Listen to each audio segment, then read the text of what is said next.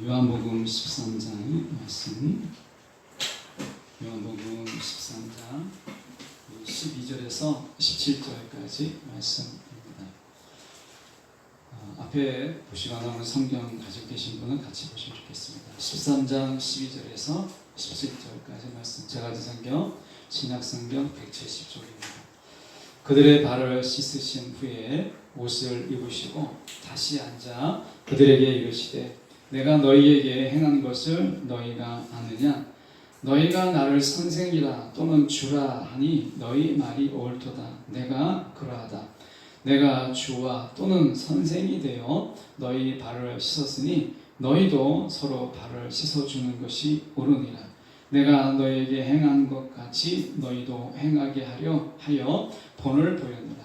내가 진실로 진실로 너희에게 이르노니 종이 주인보다 크지 못하고 보냄을 받은 자가 보낸 자보다 크지 못하나니 너희가 이것을 알고 행하면 복이 있으리라. 아멘. 오늘 이 말씀 가지고 하나님의 환대라는 제목으로 함께 말씀을 나누기를 원합니다.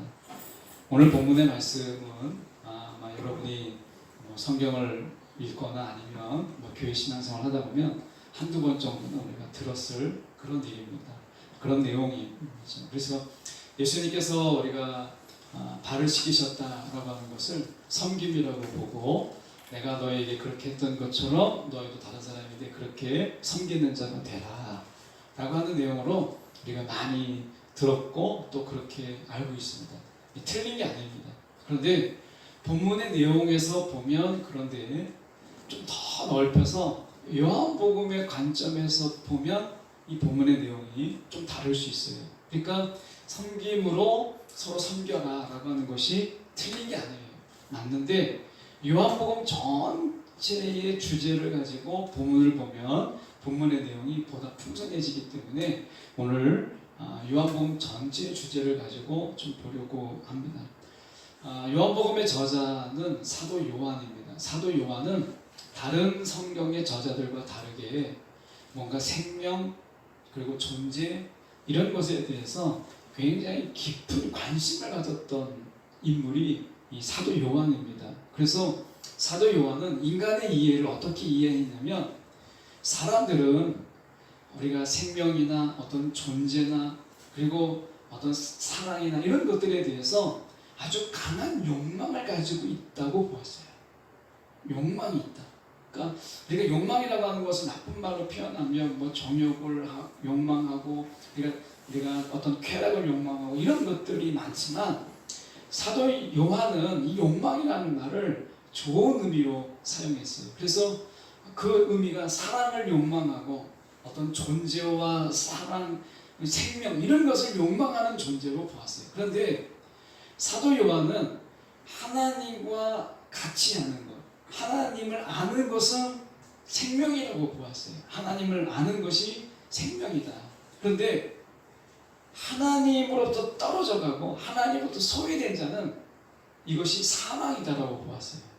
그러니까 하나님이 없는 삶은 살아도 죽은 거예요. 요한이 볼 때는.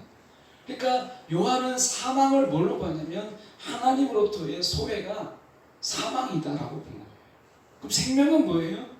주님과의 사귐, 또 주님과 함께하는 것. 어떻게 보면 내가 주님을 아는 것은 이 안다라는 말은 야다라는 말로 체험한다라는 것이니까 주님을 경험하는 것이죠. 이것이 생명이다라고 본 거예요. 그런데 사도 요한이 가만히 사람들을 보니까 사람들은 하나님의 관심을 갖지 않아요. 자신의 욕망을 하나님을 알고자 하고 하나님을 사랑하고자 하는 욕망으로 사용하지 않고 어떻게 했냐면 그 자신의 욕망을 가지고 이 소비주의 뭔가를 자꾸 사는 거예요. 그래서 뭐 세일할 때뿐만 아니라 세일하지 않아도 막 사는 거죠. 롯데백화점에 가면 세일 때마다 엄청나게 붐비거든요. 그게 다 소비주의는 아니지만 적어도 인간에게 있어서 기쁨 중에 하나가 소비의 기쁨이 있는 거예요. 사람들이 사는 거죠. 삶으로 뭔가를 구입함으로 인해서 쓴다라기보다는 내가 구입하는 그 자체를 즐거워하는 거예요. 소비주의의 욕망이 있는 거예요. 또 하나는 여가. 이 여행 가는 거, 우리가 휴가를 가는 거 나쁜 게 아닙니다. 그런데 그것을 통해서 우리의 욕망을 막 불태우는 거예요. 그리고 오락에 빠지는 거예요. 그리고 많은 재산, 이런 것에 생명이 있다라고 보고 기쁨이 있다라고 보고 거기에 막 우리의 욕망과 우리의 갈망을 거기에 다 쏟아놓는 거예요. 근데 사도 요한이 보니까 그것이 죽음이라는 거예요. 사망이라는 거예요. 사망. 거기에 생명이 없다라는 거예요. 우리가 가만히 생각해 보세요. 우리가 정말 1년 내내 막 3년 내내 막 쉰다고 생각해 보세요. 제가 대학을 졸업하고 나름대로 뭐 글을 쓰본다고 했지만 한 2년 반을 제가 쉰 적이 있습니다. 그런데 정말 어딘가 막 다니고 싶어요. 막 그렇게 집에만 있으니까 야 어딘가 가야 되겠다 이런 마음이 생기는 거예요. 여러분 쉼이라고 하는 것이 막 일을 하다가 쉬는 거지 계속 쉬기만 하면 쉼이 안 돼요. 우리가 오락이라는 것도 그렇잖아요. 아이들하고 이렇게 이제 승민이하고 막 오락을 이제 같이 게임을 하면 처음에는 너무 재밌어요. 그런데 게임하다 보면 이게 마음대로 안 되니까 막 스트레스가 쌓이고 더 화가 막 나는 거예요. 아이들도 그래. 게임하다 보면 처음에는 스트레스를 풀기 위해서 게임을 하지만 게임을 하다가 나중에는 막 자판을 막 두들기도 하고 자판을 막 던지기도 하고 이렇게 되는 이유가 뭐겠어요? 게임을 오랫동안 하는 아이들이 분노 조절 장애가 좀 있는 경우가 있잖아요. 화가 안 다스려지는 거죠. 이런 게 왜 그러죠? 오락이 우리 가운데 뭔가 조금 효과는 있지만 나중에 보면 그 아이들이 뭔가 폭력이나 이런 곳으로 가는 이유가 뭐겠어요? 그게 답이 아니라는 거예요. 그래서 우리가 이 욕망하는 이것들을 사실은 하나님께 욕망을 하도록, 하나님을 욕망하고 하나님을 갈망하도록 하나님 우리 가운데 주신 것인데, 하나님을 떠나서 우리는 다예요. 하나님만 빼고 모든 걸 욕망해요. 하나님만 빼고 모든 걸 갈망하는 거예요. 사람들이 그걸 갈망하다가 결국에 목마름에 죽는 것이 인간이더라. 사도 요한은 그렇게 본 거예요. 삶을. 그리고 그게 실제잖아요. 그래서 사도 요한은 이렇게 이야기를 했어요. 우리가 일반적으로 사도 요한이 이야기하기 전에 우리가 일반적인 죽음에 관해서 우리가 본다면 우리가 의학적이고 법률적인 죽음은 우리가 이 세 가지 징후론이라는 게 있습니다. 그 세 가지 징후가 나타나면 우리가 의학적이면서도 법률적으로 죽음이다 라고 이야기를 하죠. 첫 번째는 호흡의 불가역적 정지, 호흡의 정지.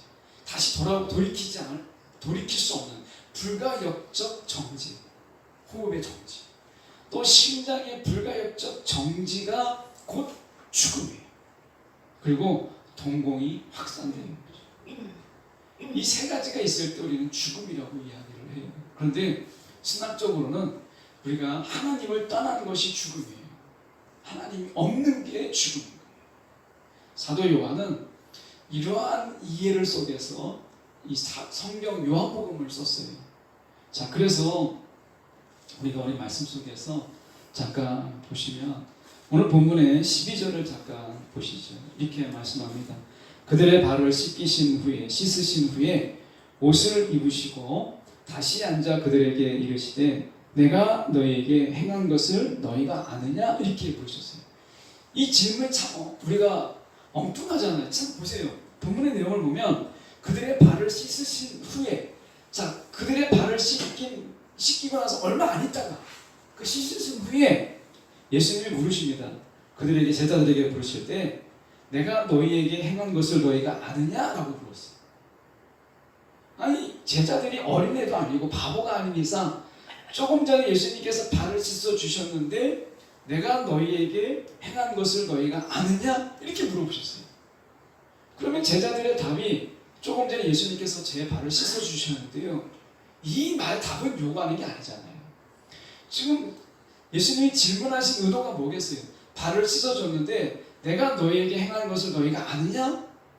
이 질문 속에서 만약에 제자가 예수님이 제 발을 씻어주셨습니다 라고 얘기한다면 그건 어린아이와 같은 거죠. 예수님이 그 의도를 가지고 물어본 게 아니잖아요. 그럼 다른 의도를 가지고 내가 발을 씻어 주었지만 이 발에 씻어 줌의 의미가 무엇인지를 너희가 아느냐, 이런 내용이잖아요. 그러면 예수님이 제자들의 발을 씻어 준 의미가 무엇이냐면 우리가 앞에서 얘기했던 것처럼 그것은 섬김이에요. 맞아요. 그런데 2013년에 백석대학교에서 이 세족식이 있었습니다. 그래서 교수님들이 학생들의 발을 씻어줬어요. 근데 학생들이 가만히 있다가 교수님들이 우리의 발을 씻어줬는데 우리가 가만히 있을 수 없다 그래가지고 다시 물을 받아와가지고 학생들이 교수님들의 발을 씻어줬어요. 이게 이제 기사로 나왔어요.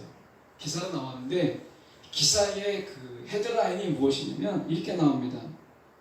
세족식 참사랑의 전달, 이렇게 나왔어요. 그러니까 제가 만약에 기자면 세족식 섬김의 자리, 섬김을 나누다, 뭐 이렇게 했을 것 같은데 기자가 이렇게 얘기했습니다. 세족식 참사랑의 전달이라고 이야기했어요. 왜 세족식이 사랑이죠?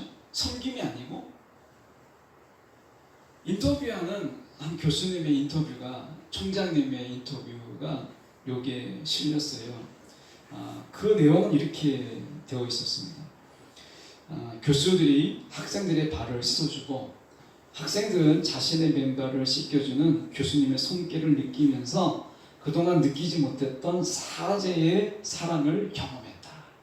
그러니까 단순한 섬김이 아니라 사랑을 경험했다, 이렇게 이야기합니다.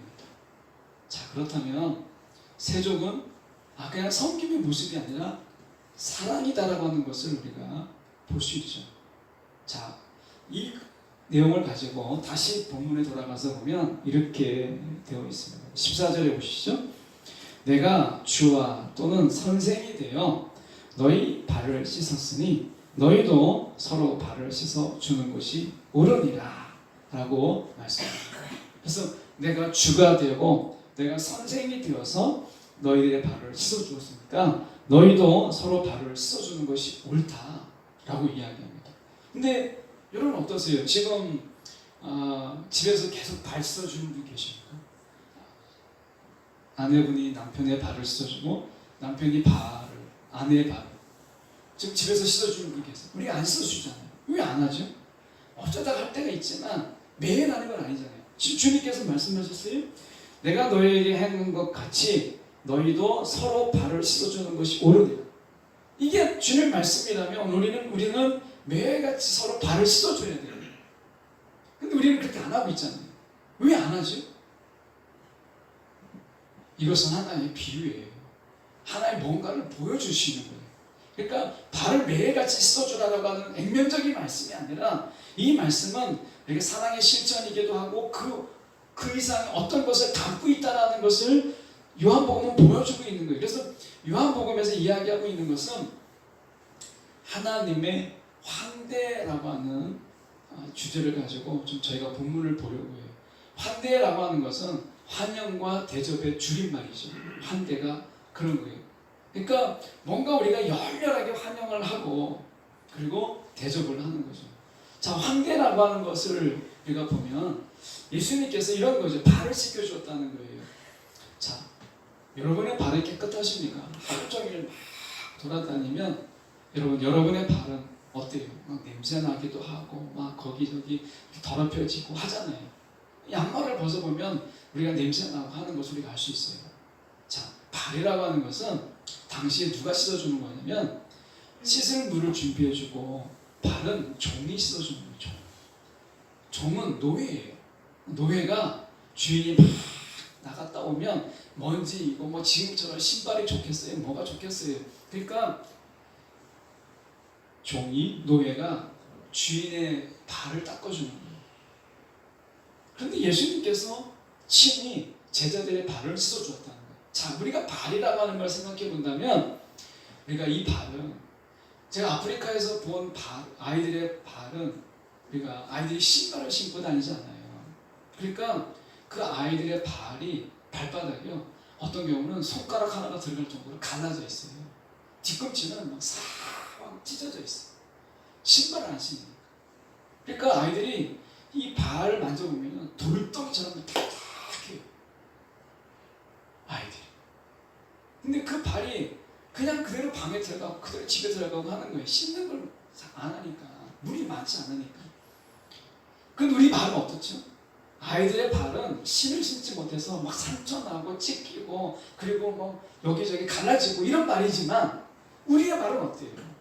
세상에서 우리가 욕망과 우리의 갈망을 내가 좀 채워보기 위해서 우리가 어떤 쾌락과 우리가 오락과 그리고 수많은 향락의 자리 그리고 소유의 욕심 속에서 우리가 막 돌아다녔던 죄악의 자리 어떤 추함의 자리 속에서 우리가 세상의 똥과 오물을 수없이 밟고 다녔던 그런 삶이잖아요. 제자들의 발도 다르지 않아요. 그 발을 예수님께서 거룩하고 거룩하신 그 주님의 그들의 발을 씻어주었다는 거예요. 이건 환영이에요. 누구든지 발이 더럽더라도 어디를 갔다 왔든 묻지 않냐고 그들의 발을 닦아주었다는 거예요. 제가 성경 공부할 때는 아마 설교할 때 한 번 정도 이상은 제가 인용했던 것 같은데 제가 몇 년 전에 본 기사 중에 하나가 이런 기사가 있었어요. 아이 하나가 이제 아이들하고 놀다가 친구들을 초청했는지 뭔가 내용은 그렇습니다. 그래서 친구를 초청해서 놀다가 아버지가 제일 소중하게 여기는 거 그릇 하나를 깼어요. 아버지가 정말 귀하게 여기는 것이거든요. 근데 아버지가 손바닥이 소뚜껑 같아서 이 아빠의 손으로 맞으면 야 이거 내가 죽겠구나. 아버지가 불같은 성격이니까 아버지가 정말 나를 때리면 내가 죽겠구나 싶어 너무나 두려워서 이 아이가 집을 나갔어요. 집을 나가고 보니까 지하도로 가니까 이제 지하철 이런 데를 들어가니까 노숙자들이 밤이 되니까 많고 길을 가려고 하니까 사람들이 말을 건네는데 막 눈초리가 막 뭔가를 막 자기를 유기할 것 같고 뭔가를 때릴 것 같고 뭐 두려운 거예요. 아이가. 그러다가 몇 날 며칠을 밖에서 서성이다가 결국 집에 돌아왔는데 집에서 이런 소리가 들렸어요. 아버지가 이놈의 자식 아직도 안 들어왔네. 들어오기만 하면 내가 다리 뭉댕이 부러뜨리겠다. 이 아버지의 불같은 소리를 듣고 아들이 너무나 자신감이 없는 거예요. 내가 배고프고 갈 데가 없는데 그래도 내가 아버지 집에 가는 건 아닌 것 같다. 그냥 다시 나갔습니다. 그러기를 20년이 흘렀어요. 20년이 세월이 흐른 거예요. 그리고 나서 이제 어른이 돼서 그 아이가 아버지 앞에 나타났는데 아버지가 이 아이를 끌어안고 얼마나 우는지 대성통곡하고 우는 거예요. 만약에 하나님이 우리가 죄악의 길로 막 뛰고 마음대로 다니다가 이제 어느 날 막 세상 것을 막 갈망하다가 하나님의 생명을 갈망하고 주님의 사랑이 갈망이 되어서 돌아오는데 정말 큰 맘 먹고 돌아오는데 하나님이 횟줄부터 들고 하나님이 막 무섭게 진노하고 그랬다면 우리가 이 자리에 있을 수 있을까요? 단 한 사람도 이 자리에 있을 수 없을 거예요. 누가복음 15장에 나와 있는 탕자의 비유라고 하는 지금은 아버지의 비유로 많이 이야기하는 그 속에서 이제 아들이 돌아옵니다. 둘째 아들이 돌아오죠. 내용 너무 잘 알고 있다시피 재산을 다 낭비하고 와요. 제가 아버지라고 하면 처음 만나자마자 내 돈 어디냐? 그 많은 돈을 다 어떻게 했냐? 돈 얼마나 남았느냐? 이거부터 따지고 물어보고 너무나 화가 나서 이 아이를 죽도록 패. 내가 성질이 좀 가라앉을 때까지 내가 불이 좀 삭혀질 때까지 이 아이를 막 죽도록 패고 그런 다음에 아이에게 뭐라도 물어봤을 거야. 도대체 뭐하고 다녔냐? 뭐 먹고 살았냐? 물어볼 것 같아. 그런데 성경에서는 그렇지 않습니다. 그 아버지가 이 돌아온 꾀죄지 너무나 더러운 이 아들이 돌아왔는데 막 달려가서 목을 껴안고 입 맞춘 거예요. 얼마나 더러운 아이겠어요. 그런데 뭐 제대로 씻겠어요? 뭐 하겠어요? 안 되잖아요. 여러분, 노숙자들이 모여있는 곳에 식사를 한번 대접한 적이 있는데 거기 참여한 적이 있어요. 냄새 때문에 쉽지가 않아요. 제일 어려운 게 냄새예요. 근데 그 아들이 돌아왔어요. 반 거지잖아요. 뭐 완전 거지죠. 뭐 반 거지가 아니라. 근데 그 아들을 막 목을 꿰하고 입맞춤을 하는 거예요. 그리고 아이를 위해서 반지를 끼우고 신을 신기고 살진 송아지를 잡아서 잔치를 벌였어요. 이게 아버지가 하신 일이에요. 아버지가 도대체 너 뭐하다 돌아왔느냐? 너 무슨 짓 하다가 돌아왔냐? 이제야 왔냐? 나가버려라! 이렇게 하거나 막 화를 내면서 두들겨 패거나 하지 않았어요. 묻지도 않았어요. 묻지도 않고 따지지도 않았어요. 뭐하다 왔느냐? 묻지 않았어요. 절대 환영. 절대 환영으로 안아주었어요. 그 아이를. 그 아들. 잔치를 벌였어요. 이게 환영이에요. 환영. 그 잔치를 벌인 걸 대접을 한 거예요. 이 환대가 이 아들이 내가 정말 잘 왔구나. 내가 아버지께 오기를 정말 잘했구나. 이런 마음 가지는 거죠. 여러분, 주님께 돌아왔을 때 여러분, 주님이 먼저 화내신 적이 있습니까? 자, 여러분에게 제가 돌아왔을 때도 마찬가지예요. 제가 주님께 돌아왔을 때 잘했다. 환영하시고 안으시고 했었지 막 역정내면서 왜 이제 오느냐, 나가버려라, 이렇게 얘기하지 않으셨어요. 예수님의 환대, 하나님의 환대가 있기 때문에 우리가 이 자리에 앉아있는, 우리가 그렇게 막 용감무쌍한 사람들이 아닙니다. 특히 저 같은 경우는 막 용감무쌍하게 막 그렇게 하나님이 막 거절하고 하나님 막 혼내도 내가 막 깊이 있고 머리 들고 들어올 수 있는 그런 사람이 아닙니다. 오늘 예수님이 발 씻어주심은 하나님의 환대를 의미하는 거예요. 어디 갔다 왔느냐, 왜 냄새나게 이렇게 다니느냐, 더럽다, 지저분하다, 이런 얘기 절대 하지 않으십니다. 더럽고 냄새나는 발, 예수님께서 그대로 닦아주셨어요. 이게 환영이에요. 환대하십니다. 그리고 어떻게 하셨어요?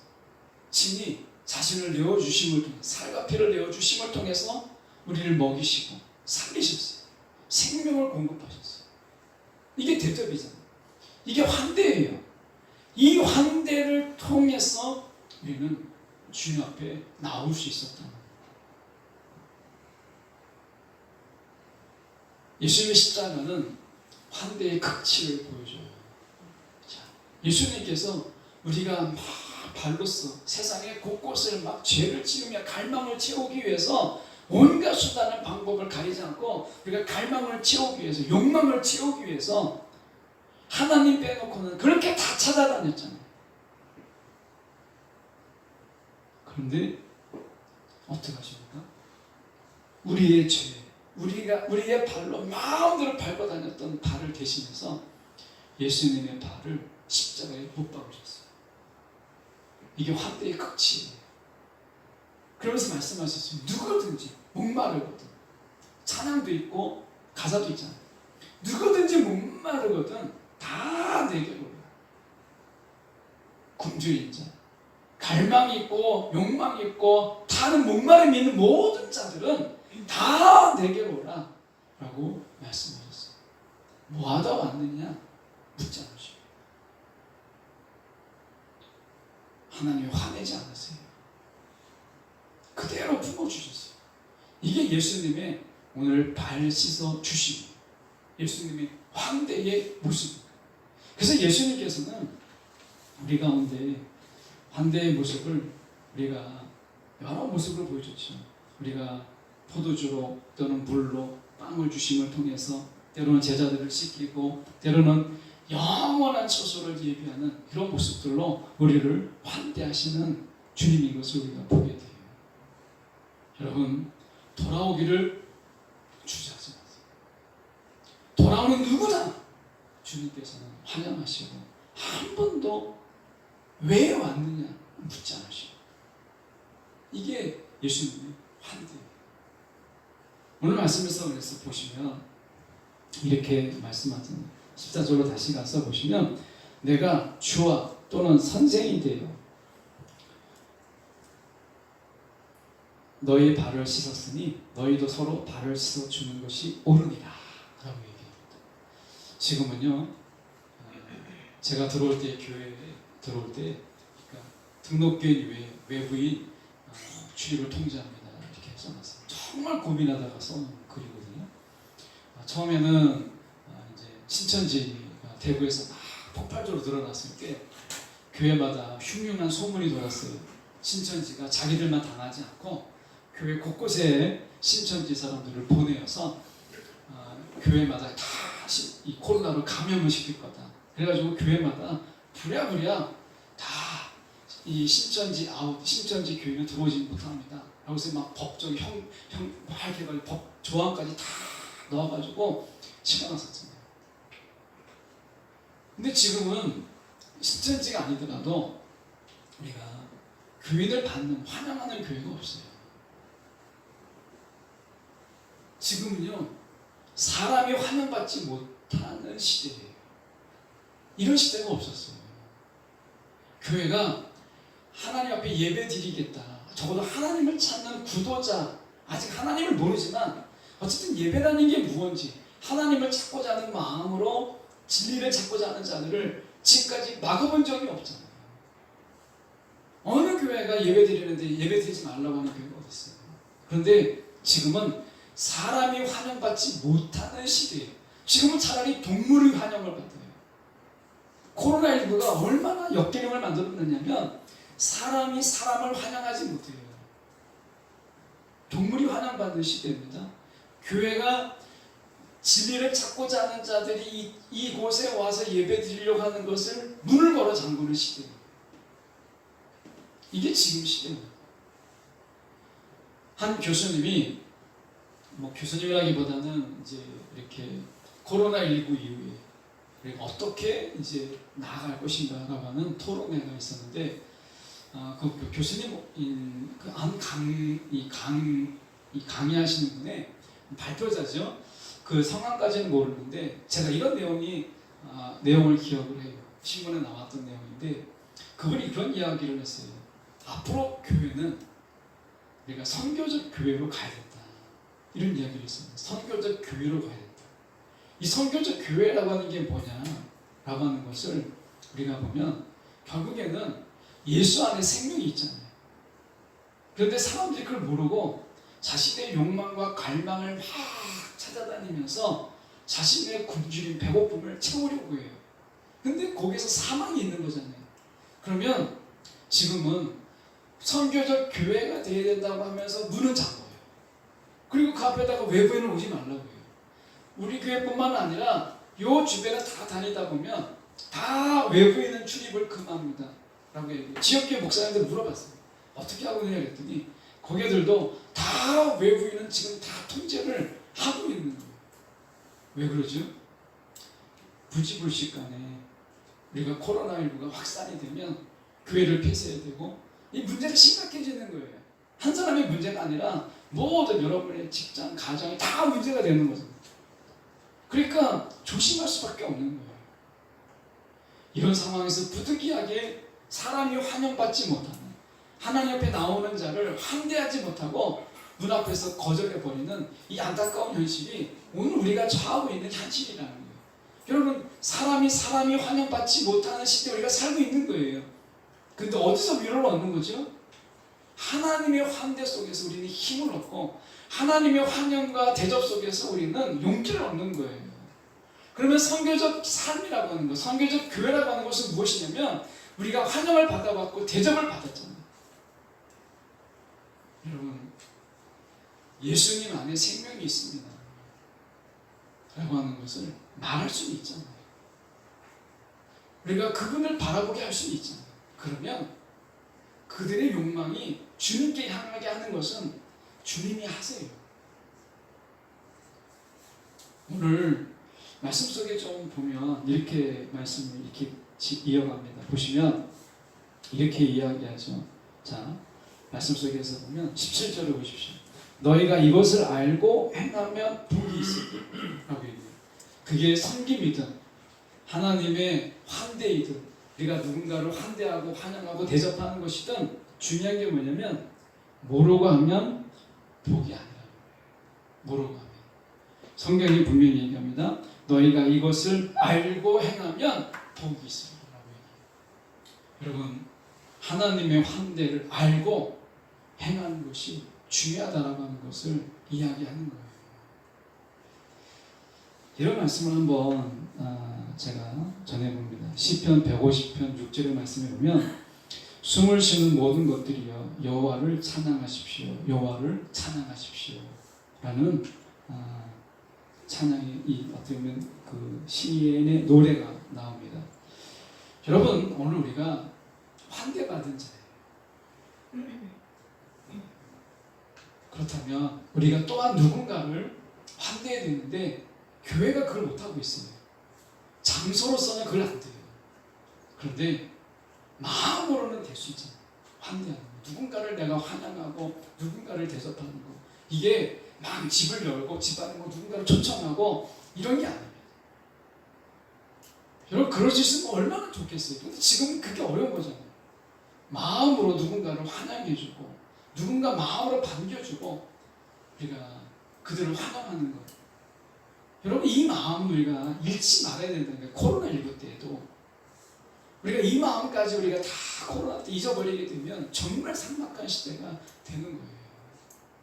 오늘 주님께서 우리 가운데 너희도 서로 발을 씻어주라 라는 속에서 이 말씀의 의미는 코로나19 이때 사람이 사람을 환영하지 못하고 사람이 환영받지 못하는 이 세상 속에서 너희는 내가 너희를 환영했던 것처럼 묻지도 않고 따지지도 않고 뭐하다 왔느냐고 책망하지 않고 분노하지 않았던 것처럼 진노하지 않았던 것처럼 너희도 너희들에게 서로 그렇게 환영하는 자가 되고 대접하는 자가 되라 라고 말씀하고 있는 거예요. 환영하는 자가 되라 라고 하는 거죠. 여러분 우리가 이 마음은 이러서는 안 돼요. 코로나19 이때 이때 코로나19 때는 더 우리의 감수성이요 더 목말라요. 누군가가 우리의 손을 만져주고 누군가가 우리를 안아주고 누군가가 우리를 환영해주고 하는 것이 얼마나 목마른지 몰라요. 우리가 악수도 제대로 못해서 어떻게 해요? 손을 이렇게 주먹으로 하잖아요. 지금은 터치가 어렵고 뭔가 안아주기 어렵고 하니까 다 사람마다 사랑의 굶주리고 뭔가 정의 굶주리고 다 이렇게 뭐 욕망과 갈망 속에서 우리가 다 굶주려 있는 거예요. 이때요 우리가 잘못 나가게 되면 여러분 우리가 세상 속에서 여가와 또 우리가 많은 재산과 막 소비를 통해서 막 사재기는 이런 것들로 우리의 갈망이 흘러갈 수밖에 없다는 거예요. 우리의 욕망이 그쪽으로 갈 수밖에 없다는 거예요. 여러분 그래서 선교적인 마음이 어느 때보다도 지금 더 필요한 거예요. 환영하는 마음, 뭔가 대접하는 마음. 여러분 큰 게 아니더라도 여러분 우리가 물 한 잔을 대접하더라도 이런 대접의 마음, 누군가를 좀 따뜻하게 우리가 말 한마디라도 해줄 수 있는 이런 환영하는 마음이 어느 때보다도 우리가 좀 더 절실한 거예요. 지금이. 그래서요 지금이 전도하기가 너무 어렵다고들 많이 이야기합니다. 실제로 맞아요. 나눠줘 보면 받질 않아요. 저도 받질 않으니까. 그러니까 뭔가 주기가 어려운 거예요. 그런데 우리가 따뜻한 말 한마디, 뭔가 그들을 환영하는 말 한마디가 어느 때보다도 더 뜨겁게 다가오는 게 바로 지금이라는 거예요. 그런 의미에서 본다면 환영과 대접이라고 하나님의 방법, 이 환대라고 하는 이 방법이 이 시대에 어쩌면 더 유용한 하나님의 방법이에요. 여러분 사람이 사람을 환영하지 못하고 환영받지 못하는 사회 속에 살지만 여러분 우리가 누군가를 환영하고 누군가를 대접한다면 얼마나 마음이 뜨거워지겠어요. 여러분 기도가 별거 아닌 것 같아도요 이건 엄청난 환대예요. 그 사람의 이름을 놓고 내가 기도하는 거, 그 사람을 위해서 내가 간구하는 거, 내가 그 사람을 위해서 내가 정말 힘있게 기도하는 것은요, 엄청난 환대입니다. 눈으로 보이지 않지만 그 뜨거움이 성령 안에서 전달되고 그 마음이 사랑 안에서 우리가 성령으로 인해서 전해지는 거예요. 엄청난 환대이죠. 여러분, 다른 사람을 위해서 기도하십시오. 어느 때보다도 더 뜨겁게 여러분 마음을 감동시키고 마음에 와닿는 하나님의 역사예요. 우리가 또 하나 보면 이렇게 말씀하잖아요. 지금 보시면 16절로 가서 보시죠. 16절을 보시면 내가 진실로 한 번이 아니고 두 번입니다. 진실로 얼마나 강조하는지 몰라요. 내가 진실로 너에게 이르노니 종이 주인보다 크지 못하고 보냄을 받은 자가 보낸 자보다 크지 못하노니, 이렇게 얘기합니다. 이게 너무 당연한 것이죠. 그런데 주님께서 우리 가운데 말씀하시는 것이 무엇이냐면, 오늘 예수님께서 이렇게 오늘 요한복음을 통해서 우리 가운데 말씀하시는 것이 무엇이냐면, 우리가 드리는 예배, 이 어떤 경배, 의전과 그 예전이라고 하는 이 교회 안에서 이런 예전 이런 모든 것들이 여러분 우리 안에서 생명을 공급받고 그 생명을 우리 가운데 누리도록 유지하고 지속되도록 하는 하나님의 방편인 거예요.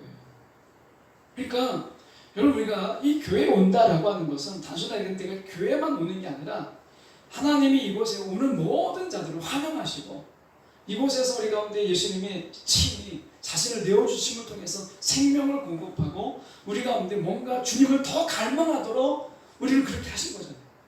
예배라고 하는 것은요, 내가 하나님을 갈망하는 거예요. 예수님을 갈망하는 거예요. 근데 이 자리에 내가 갈망해서 이 자리에 나오게 하십니다. 여러분, 이 자리에 나올 때 예수님을 갈망하게 하고 하나님을 갈망하게 함으로 인해서 이 자리에 오잖아요. 이 자리에 와서 하나님께서 채워주세요. 그런데 채워주는데 더 큰 갈망으로, 더 큰 욕망으로 우리를 이끄시는 거예요. 이게 예배고, 이게 경배고, 이게 예전인 거예요. 그래서 여러분, 예배가 어려워도요, 예배를 중단하면 안 돼요.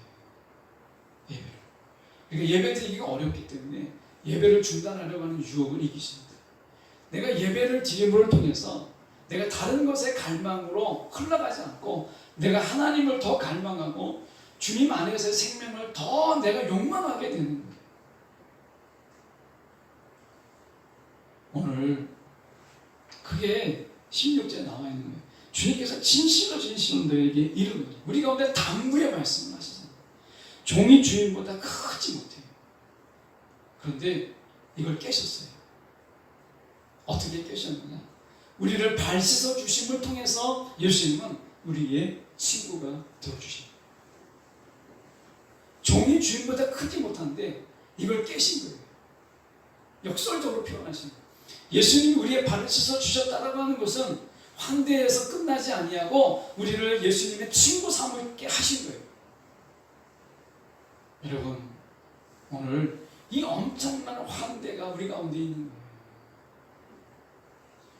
모쪼록 우리가 예배 한두 번 그냥 빠지고 안 드려도 되겠지 하지 마시고요. 여러분, 오늘 생각해 보세요. 이 예배 자리에 오기 위해서 예수님이 발을 씻어주시고 그것도 모자라서 십자가에 우리 대신에 발을 못 박으셨어요. 이 정도의 환영이 어디 있어요? 누구나 오라는 거예요. 그냥 값없이 오라는 거예요. 그걸로 끝납니까? 잔치를 벌이고 먹을 것을 주시고 그것도 모자라서 자신을 내어주시는 이 엄청난 자리잖아요. 이 자리를 욕망하셔야죠. 예배를 갈망하세요. 예배를 욕망하세요. 예배를 욕망하면요, 소비를 욕망하지 않습니다. 예배를 갈망하면 오락을 갈망하지 않아요. 그래서 예배는 멈출 수가 없는 거예요. 여러분, 예배에 생명을 거세요.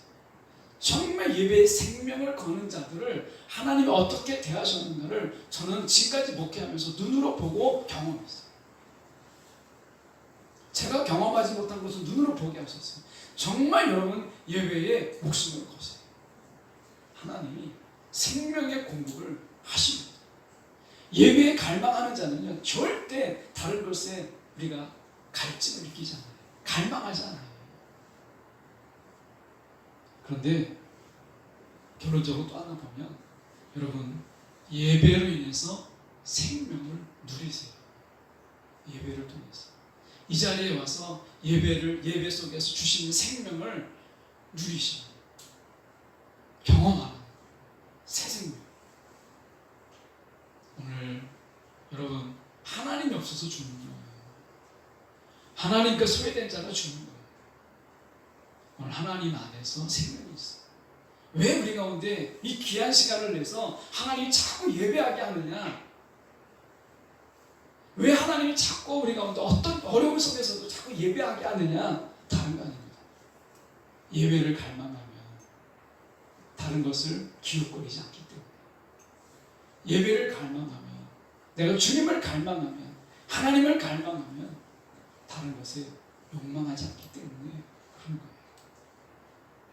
이게 생명이거든요. 오늘 주님께서 오늘 우리 가운데 아무것도 묻지 아니하시고 우리의 발을 씻겨주심을 통해서 누구나 오게 하셨어요. 이 환영 속에 대접하시는 하나님의 생명을 왜 우리가 누리지 못하겠어요? 저와 여러분이 예배를 갈망하고 하나님을 갈망하고, 그래서 하나님으로 체험받고 주님으로 체험받는 복된 인생 살아가는 저와 여러분 되기를 간절히 소망합니다. 기도하겠습니다.